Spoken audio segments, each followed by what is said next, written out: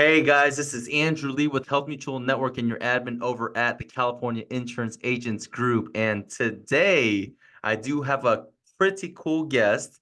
This is going to be a breath of fresh air, this discussion that we're going to have today. I have Mike Mathweg, Mike Mathweg.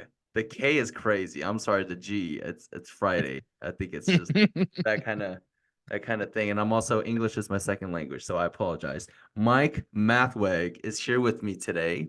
And we met each other at a couple conferences last month Yeah, in last Vegas. month. It's crazy that it was already it feels like it was a lot longer than a month.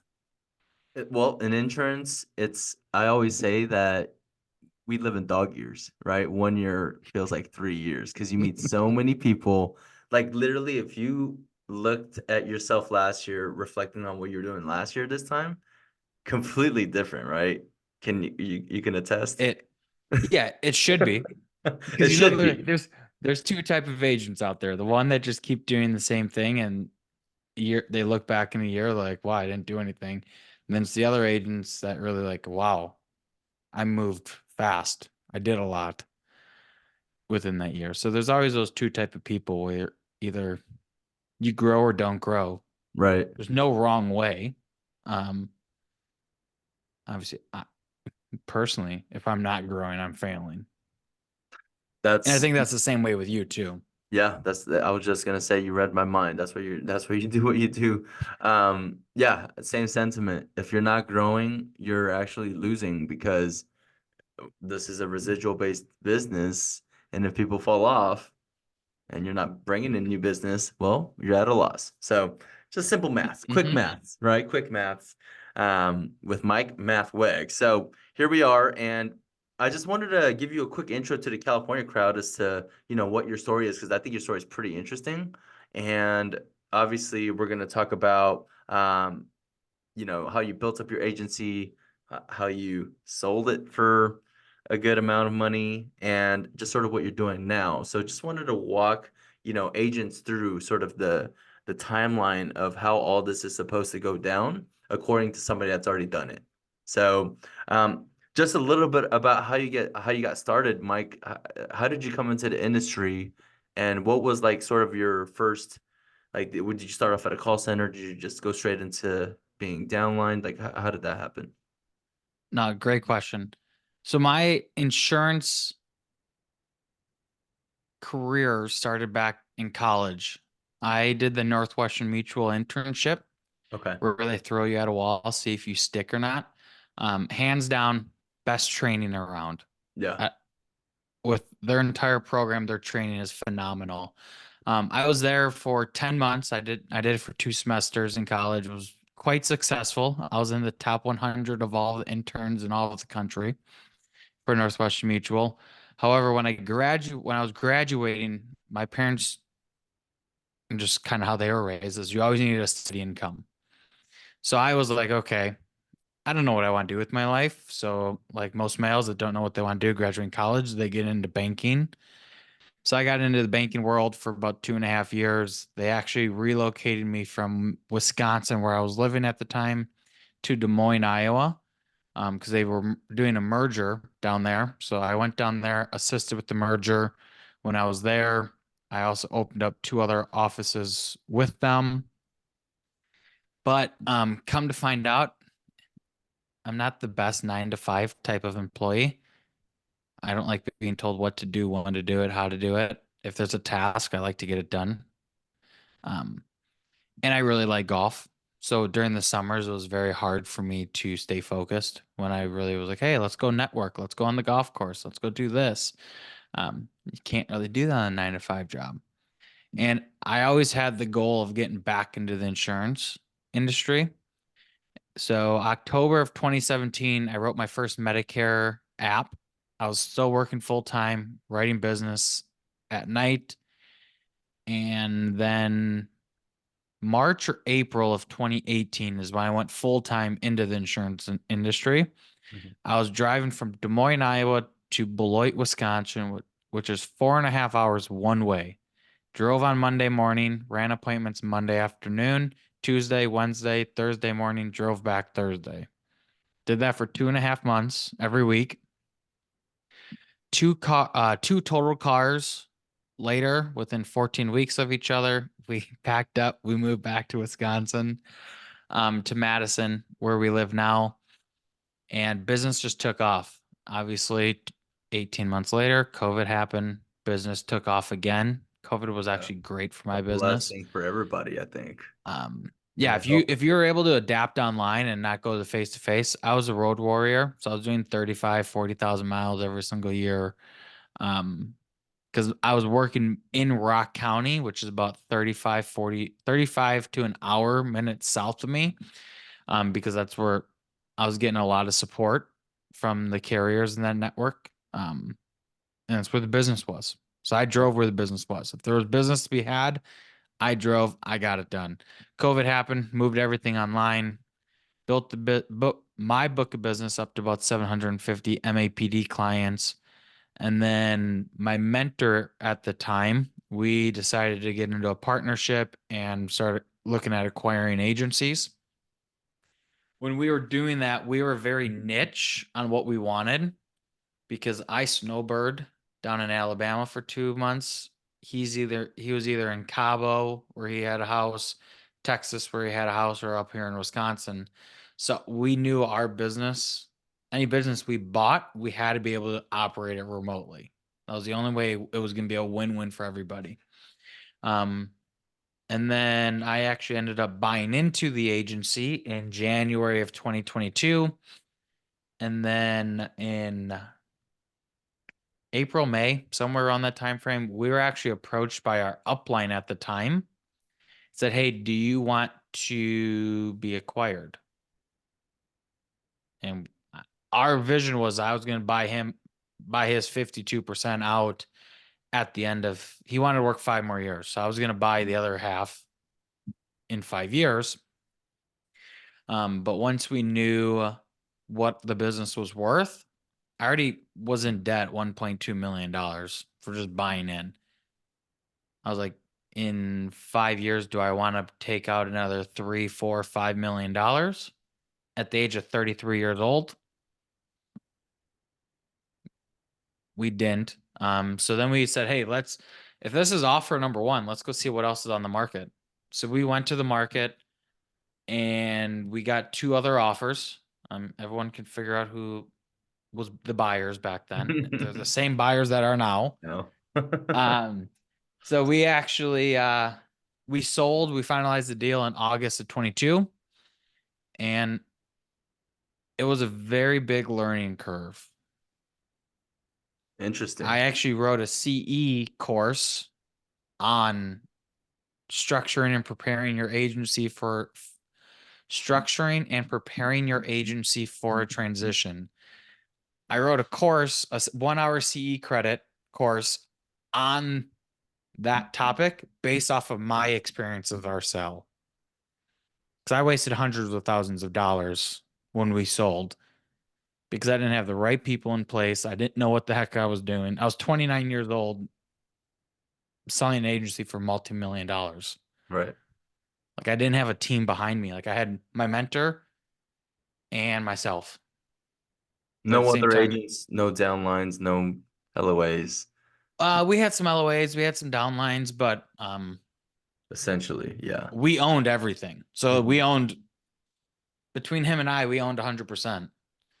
Um, so it was a big learning curve, and especially when it's your first time selling a business, you're going to learn something. And that's kind of what propelled me into what I'm doing now, um, based off of my costly mistakes. Yeah. I mean, hey, this is not a unfamiliar story, by the way. A lot of people that I've known that have sold their business or have merged or, acquired 5149 or whatever the case is, um, had some kind of, there's a period of silence. Maybe it's an NDA, maybe it's, but they're just figuring things out where they're normally like, oh, look at me, I'm doing great. Like it was probably that year of just like, man, we got to really transition. So, I have seen this. One of my friends recently merged as well too, and sort of going through the same thing. So this is very familiar. So I'm happy that you actually brought this topic up. I sort of wanted to scale back to your beginning a little bit more, just so that an audience can have a most obviously 9 out of 10 of us Medicare agents don't make it, right? Or agents in general don't make it. Hmm. And the ones that do, acquisition is just not on their radar, right? I am a mom and pop shop, or I am a solopreneur, and I'm comfortable with my $150,000. Like, just everybody leave me alone. I don't need any agents. And there's those type of people, and then there's the people in between where it's like, I never even thought of acquisition. I never, what's the multiplier? Like, I don't even know what's happening. So, how did you first scale your insurance industry? I know that we were just talking about, of course, the organics, and that was working out pretty well for you. But like, how did you scale your agency to be worth it to be acquired? So my mentor had a great agency. He did it for 20 years. Um, so he had a big book of business. He had some agents downline. But my personal business was I really honed on more the organic side of growing. And what I mean by that is like I had 25, 40 people, which were financial advisors, home and auto agencies, Edward Jones, Allstate, State Farms, all pretty much anyone that did insurance that was in about a 45-mile radius of my house. I was their Medicare guy. So they knew what I did, and they knew I was not going to steal their home and auto, their life insurance. I was just Medicare. Medicare and under 65 is what I did, nothing else. So I made a very early on in my career, I was like, I am building relationships with other people in this business who have books of businesses that I can just be a resource to them and make sure that they know is I'm not going to steal any other business. I'm Medicare only. And this happened a lot. Someone's like, "Hey, uh, can you help me with life insurance?" I was like, "You know what? You came from Joe at Edward Jones. Um, let's get connected with him, and if he can't help you, I'm sure I can find somebody else." And the person at Edward Jones was like, "Wow, this guy's not going behind my back stealing business." It's like, no, there's enough abundance in this industry where everybody can be happy. You just got to be able to know, like, hey, there's people out there that need you that don't want to do Medicare. Just connect with them. And I told you before we came on is um, I was fortunate to be one of the agents here in Wisconsin that was getting support from carriers, both financially as well as actual leads. So that was another bucket. So, but my buckets were really my referral network, carriers, and then we had a couple lead vendors that we used. Gotcha, which was extremely surprising for me to hear for the first time today when I actually asked you that. Because again, you sold your business for a lot of money. So, like a lot of life-changing money. So, it's really refreshing to hear because literally everybody that survived as a Medicare agent, they're doing the same thing that you just preached right now. They're looking for financial advisors. Like today, they're looking for 55 and up communities where they can do presentations. They're looking for low income, DSNP like facilities and things like that. Funny enough, I just got off the phone with one of them too. So we're all sort of doing the same thing. But some agents don't seem to get to that next level where their book of business is worth acquisition. So I don't know if that's more of like their habits as to like they're not doing enough work, or their businesses, like, I mean, you said you did some decentness but like wasn't like stable enough or whatever the case is. But how does one get to a place where their business is that valuable as a like it has a good value prop on So it? yeah, so the thing is, this is where it comes down to knowledge. Like you have to know like, okay, what's the going rate? And when everybody out there, I actually I recorded my content for next month yesterday. And one something we talked about was like everyone's seeing that people are selling for 8, 9, 10, 13 times. But when you sell a book on two different avenues, two different platforms. There's a revenue purchase and there's an EBITDA purchase. These big multiples you're seeing, I don't know because every deal's different, but those big deals are mostly purchased off of EBITDA, not revenue. EBITDA, everyone's like, okay, what is that? EBITDA for dummies. Revenue minus expenses equals your EBITDA. It goes a lot more in depth after that, but that's kind of the easiest way to figure it out. The thing is, you have to know what your business is worth. And two, these ones and twosies. And what I mean by that is like if you're just a solo person, we're producing book of business, 500, 600 agents, 500, 600 clients, and that's what you're happy with, that's fine. Those are mostly going to be revenue purchases. But if you want to be like, it's not a bit, I don't think it's a secret anymore, but someone just sold 51% to Yeah, AmeriLife. there you It's a go. whole operation. It's a bigger deal. Those multiples are obviously going to be higher than the ones and twosies. So you just got to decide what do you want. Before I jumped on here, I was doing a 2 hour roundtable with somebody, Yeah, you and can show. You can. Oh, was it the Joe Camper and the Syndicate? no, Oh, no, it one was a before different that. one I was doing. I gotcha. Um, Had a busy day today. it is just I just completely lost my train of thought what I My was bad. talking about. Um, oh, Yeah. the thing is with everybody, everyone's like, I don't want to sell. I don't want to sell. That's fine. But when you get into this business, you have to have your exit strategy. You got to have some exit strategy. You got to have something in writing because when I was selling, my wife didn't work. So if I passed away, our revenue was gone. Like that is not something that my wife should have had to worry about me passing away and our revenue stream completely gone. So you need to have some sort of safety net in play. Like, okay, what's going to happen if I pass away? Honey, sell this book of business for this area or have a buyer already lined up. So you get out of this business three ways: death, selling, or you become disabled and can't work it.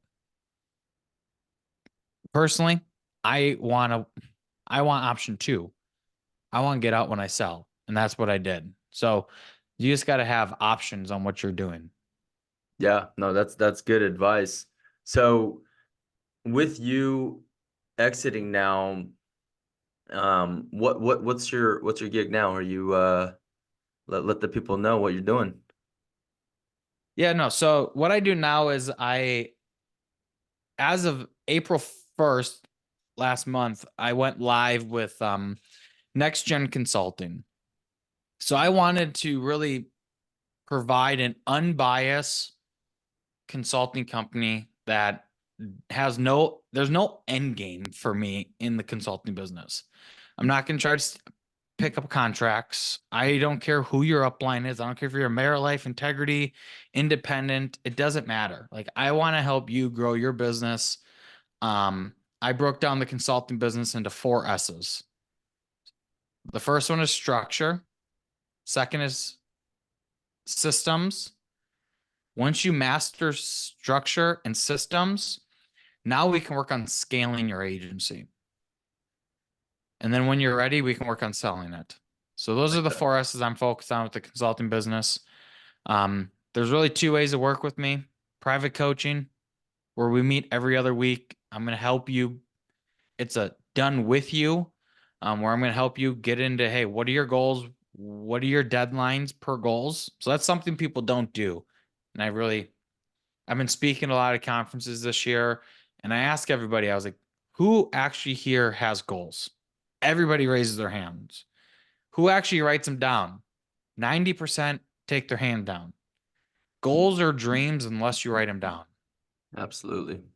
So you need to write down your goals, put dates on them so you can actually, okay, hey, every single day, am I doing what I need to do to accomplish this goal? If you're not, then why are you doing that task? So that's just things that in the consulting business I'm going to be working on. Um, that's the private coaching. The group coach, I also been partnered up with Sandra Gebhart, where we're going to do group coaching once a week and just really break down. She's going to handle marketing. Don't ask me what, because I didn't do any marketing when I was in the agency. Which is crazy. Which is I paid crazy. somebody to do that. Which is That's the crazy to thing is, hear. this is what this is the one area that people struggle. People try to wear a marketing hat, an accounting hat, an IT hat, a sales hat, a manager hat. Everyone has 24 hours in a day. You need to be doing what you are good at. If you're doing a task that you absolutely hate that's wasting your time, give it to somebody else. If you don't have anybody on your team, hire a contractor, hire a VA. You need to be focusing your time and your energy on the tasks that one is going to create you revenue. And then two, you got to break that down. Okay, you're creating revenue, but what is this revenue worth? Is it worth? And how I do it, I break it down into $4 signs. One is a low value, four is an extreme highly value task. Now, with my consulting business, I'm only doing three and fours. If there's anything one and two, I'm either paying someone else to do it, or if it's a one, I'm really evaluating, is it worth it? Yeah. No, I Is it agree. worth my time? Is it worth paying somebody to do it? Or do you just let it go? Man, so this is very crazy for me to hear when you first told me because here we are, here I am. Let's for example, like just trying to crank out learning marketing and then just like, all the nuances with algorithms and ads and AI and all this stuff. And then I hear you coming along saying, "Hey, I did none of that. I did none of that. I outsourced all that. I delegated all that, and I had a pretty big exit, which is, you know, the dream for people who are just pure salespeople, like how I was, a born and bred salesperson. Like that was like what it was. Marketing came later because I needed somebody to sell to. I was just sitting on my ass, without anybody to talk to. So I now had to get into naturally marketing, and I'm spending all my time on that, which I think is, probably two, three, or number two or number three for me. But selling is definitely number one, right? Because we're here to attract clients. We're here to number two, convert clients, and then number three, service clients. That's literally the name of the game. That's all we have to do. That's number one for me, right? That's the Mhm. number one task. But how do I get there is sort of the marketing part I'm trying to figure out. But the way that you're saying it, I'm like, well, I guess I can go back to leads. Like now I'm just like sort of like thinking out loud, but Well, yeah. And it's not just like going out, like, hey, go to, is Target lead still a thing? All web leads, whoever. I haven't yeah. purchased leads in a long For time. ACA, I think all webs. I don't know. I mean, they're still around. I know that. Um, but even like you could still generate your own like Facebook leads and other things like that. But the thing is, you don't need to manage it. Pay someone else to manage it. How much time? I'm going to pick on you now because you're the only one here. How much time this week? It's Friday. Do you think you spent on marketing? Time. So funny enough, I'm gonna actually like switch This it could up be a on bad week. you. No, it's gonna be a switched up answer. I do actually delegate my marketing. I'm working on I'm delegating it, so I'm working on trying to do it myself, right? But I of course have a pretty good team working on that. But and then I'm just all right, I'm just agency owner, okay? Like everything good? Great. Everything's coming in. Great. Okay. Like not really any issues. Here's a little tweak here and there, but I wanted to know the X's and O's. I wanted to know the JavaScript. I wanted to know everything that's happening, right? But Yeah. it's very refreshing to hear that you don't really have to do all that and still, No. you know, still Because be like successful. then let's look at it this way. So let's just say a newer agent in Yeah. this business who's trying to learn sales, trying to learn marketing, trying to learn carriers, products, like everything you got to learn as a new agent. Right. You can't do all of that successfully Right. right away. Especially if another job, like you said, and there's a lot of agents that have another job coming into the industry. Yeah. So the thing is, take up back to your time. You have 24 hours in a day. Where do you want to spend those hours? You ask me now, it's completely different than when I had an agency because my Absolutely. life is completely different than when I had an agency. It's like you got to figure out what is it. One, what is your time worth? Two, where do you want to spend it? Do you want to spend it in a low income or low to no income generating or a high income generating? Now I'm pretty much 50-50 Yeah. because I am fortunate enough to be in that position. But when I was growing, I was only doing high revenue generating activities. I was meeting with clients every single day, Yeah. 7 days a week. I was grinding. But the thing is, you don't have to wear 85 hats. You can wear a couple, offload a couple. Absolutely. Something I learned, um, I'm a big believer in always learning. Like I don't read, I ebook every day. And something that someone said is that what you absolutely hate doing, go out and hire somebody who loves that task. I like that. Because then it's off your plate. You're keeping somebody happy. They love to do it. So you know it's going to get done correctly since they love it. Yeah. And there's enough abundance. You're going to bite the bullet, pay the person. But now, guess what? That's off of your plate. Now you have that time back to go generate more money to pay for that person again. Right. Yeah. And that's, it sounds easy and you make it sound like it's easy. It is. You have to get out of your own way. Absolutely. Absolutely. Exactly.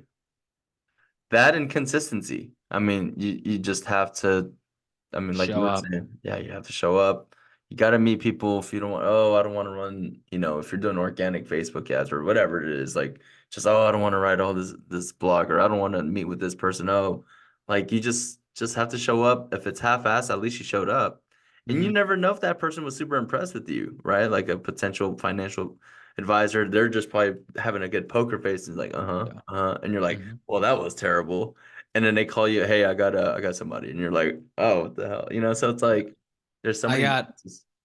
I got a lot of referrals when I was writing business from people I never wrote business for. Yeah, Like everybody you meet is a referral partner. absolutely, Might not be now, but they will send you business at some point in time. If you provide enough value to people, they will send you business.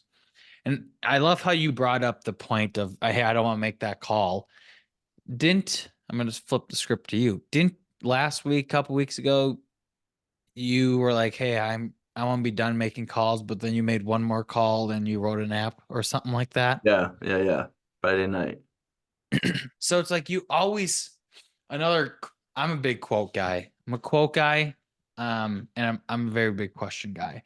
But the quote I saw, I subscribe to this motivational app that sends me a quote 7 times a day. But it said, go the extra mile. It's always less crowded there. Mm. So that's the thing. Is like you went that extra mile, you made that extra phone call, and guess what happened?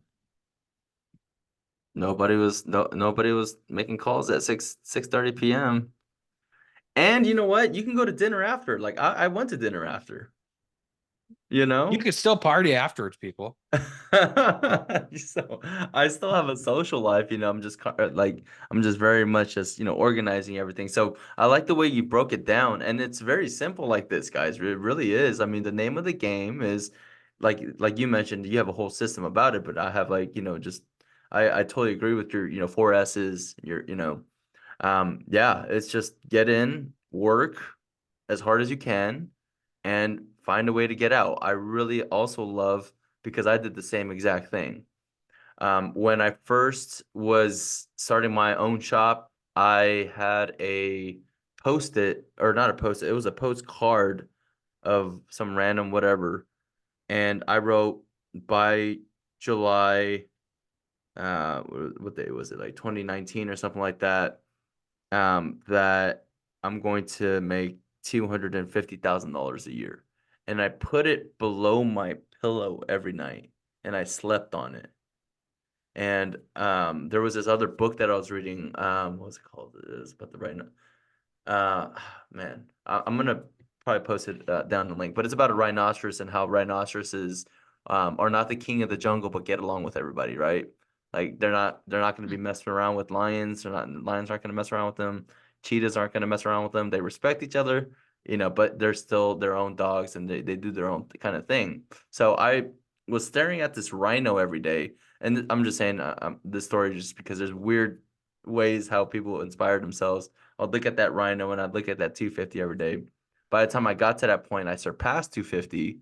And at that point, you got to put another, 500,000 and just sleep on that every night. So just desperate stuff, like not desperate, but just weird stuff like that. I'm pretty into. So And I love how you said that because like this is my vision board there is you my go. wallpaper. Yeah, So nice. the thing is I used to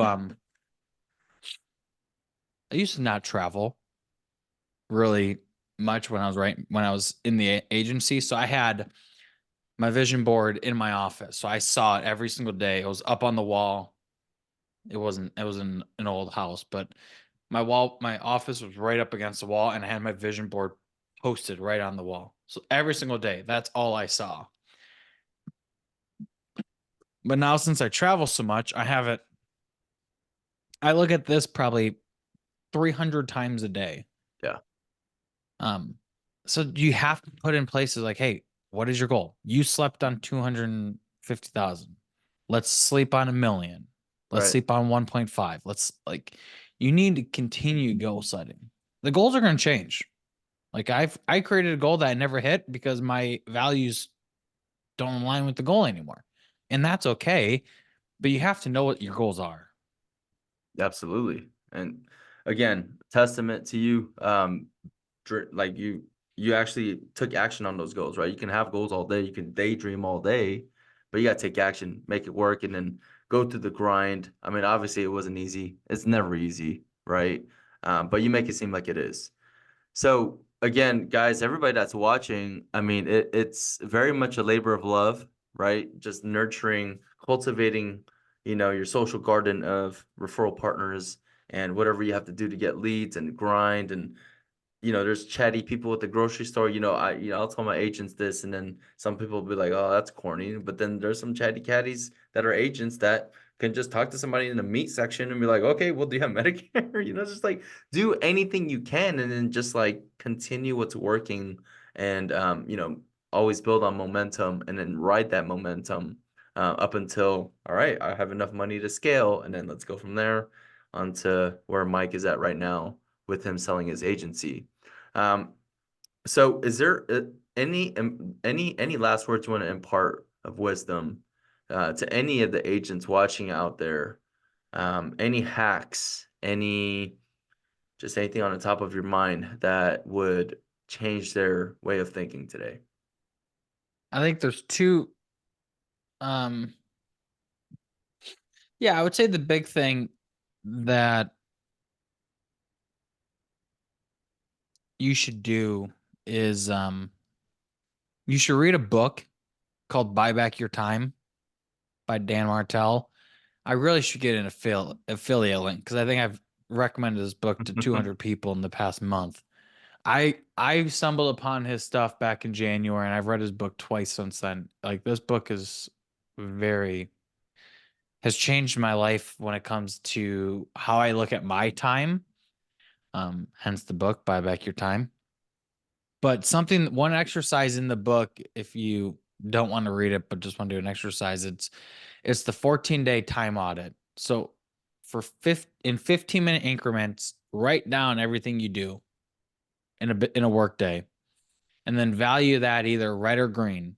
Green, you can doesn't generate any money. Green generates money, and that's where you decide the 1 through 4. Um, and when you after you do it, I only did it for a week because I was like, okay, I know exactly where I'm wasting my time. But after you do it, look at it and be like, okay, where can I either one, drop it and be completely fine? Two, what can I delegate to somebody else? And then you're going to be like, wow, I have so much time left. Now you're going to see you should, if you're doing this correctly, you should be filling that back with where you're spending the time you gave up. You take that and now you use it where you generate the money, and you're going to see your income go up. Boom. You know? So that's again, guys, that's the secret sauce, really. I mean, you did. I know you didn't bear all as to what you do during your actual trainings, but man, guys, this is enough information to get you guys going. Seriously, I mean, this is really enough information. Of course, consult with your mentors on how to get more sales, and go through the motions, take action, do what you got to do, right, and then hustle, and then get with somebody like a Mike, like a something that's done it before to sell your business if you're into that, if that is your wish. Maybe, you're sort of aging out of the industry and you're like, hey, I just need this gone and want to enjoy time with my grandkids, whatever the case is. Um, definitely reach out to somebody to help out with you, help out in that department as well too. So I want to be respectful of your time, Mike. I know you're a busy guy. And I'm glad that you popped on, and I think this is a good conversation. What's a good way to reach you? What's a good way to look into what you're doing? Um, throw some plugs in there, my boy. Yeah, so you can reach me. The best way is just Facebook, Instagram, very basic person. It's just Mike Mathweg, Mathweg. Find me, just message me. Love to talk to you guys. One thing you're gonna realize is I'm not pushy at all. You either want to work with me or you don't. Either one. That's on you. So let's just connect. If you have questions, shoot them my way. I'm more than happy to help anybody. Just answer questions, be a resource. If you want to take your business to the next level, let's dive into either the group coaching or the one-on-one coaching. I'm only bringing on 10 private clients because, frankly, that's all I really want to work. It's all the guarantee meetings I want to have. Um, when you get to a point in your life, you're like, okay, what do I want to do and what I don't want to do? It's a fun point when you're there. Um, if you're in Wisconsin, I know this is a California group, but I know this is going to go circulate everybody. Really does, yeah. But if you're in Wisconsin or if you're traveling to Wisconsin, let me know. Let's go golf. I'm a huge golfer. If I'm in California, I will definitely make sure everybody knows and we can get together. Call me, brother. Call me, brother. There's a bunch of good golf spots out here. We got good food. We Can you got take me to LA Country Club? Oh, that's tough. That's tough. I went to middle school right next to it, and that's tough. I know exactly where that is. No, that's tough. That's a tough one. I gotta have a higher exit than you to qualify. I think they do probably a financial background check. Does anybody in this group get us on? If anybody in this group is part of Los Angeles Country Club, let Mike know. And I will fly out for that. There's only a couple golf courses in this world that I will personally fly out to play. that one is yeah, that one is top of the top, and you're gonna be there with the Kardashians and all that. But yeah, I mean, You just ruined me. I don't want to go anymore. just keeping You it. you had me. You had me, but then you bring them in the picture. Well, they're a staple of Los Angeles, so you're gonna run into all kinds of people, Ryan Reynolds or whatever the case is. But yeah, whenever you're in LA, let's link up. You know how I do. But yeah, guys, thanks again for watching today. Mike, that was incredible information. That was information that was needed. And I haven't done a video like this on the channel yet. So I very, very much appreciate your insight on everything, and also your time too. So guys, if you thought this was good, again, this is a more just casual, conversation about a big topic. We can also get into it again if you guys like the video enough, and just please remember to subscribe too. There's a whole bunch of California agents out there that just don't know what the heck is going on with anything, and all agents are invited. You just need a license number. So, guys, I'm gonna sign off here. Mike, thanks again for your time, and I'm gonna see you guys at the next one. Take care, guys. Thanks for having me.